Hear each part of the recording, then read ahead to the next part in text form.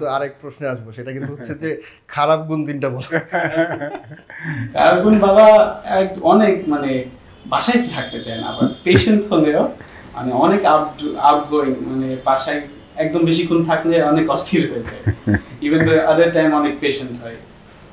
আর আর কি আর তো মানে কি বলবো, খুঁজা কঠিন, আমার নিজের বাবা তো। আপনারা যখন সিলেক্টর ছিলেন তখন কিন্তু আসলে পাবলিকের একটা ব্যাপার ছিল, আপনারা একে দলে নিতেন, একে বাদ দিতেন, ওকে সরাতেন টিম কম্বিনেশন তৈরি করার জন্য, কিন্তু মানুষ সোশ্যাল মিডিয়া থেকে শুরু করে সব জায়গায় কিন্তু অনেক আলোচনা সমালোচনা করতো।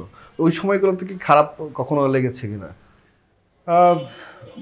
ক্রিকেট সিলেক্টরদের তো আসলে ইটস কাইন্ড অফ থ্যাঙ্কসলেস জব। এটা আমি যখন সিলেক্টর হয়েছি তখনই জানতাম, বাট শেষের দিকে মনে একটু বেশি হয়েছে।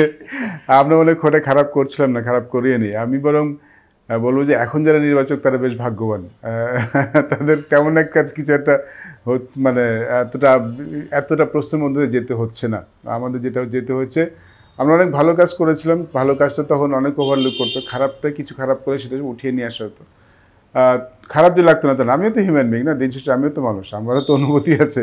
তো যখন যেহেতু সোশ্যাল মিডিয়া যখন ট্রলিংটা বেশি হতো, পার্সোনাল অ্যাটাক হতো, এবং আমি জানি যে আমি ভুল করিনি, তারপরে সেটা নিয়ে কথা হচ্ছে, তখন তো একটু খারাপ লাগতো। বাট একটা আমার ভালো বিষয় ছিল যে আমি জানি যে ওদের উপরে কিছুটা ওদেরও ভালো লাগতো না, বাট আমি বাসায় আসার পরে কখনো কেউ আসলে বাসায় ক্রিকেট নিয়ে কেউ কোনো মানে করতো না। সো বাসার ওই সাপোর্টটা পেতাম, বাট খারাপ তো অবশ্যই লাগতো।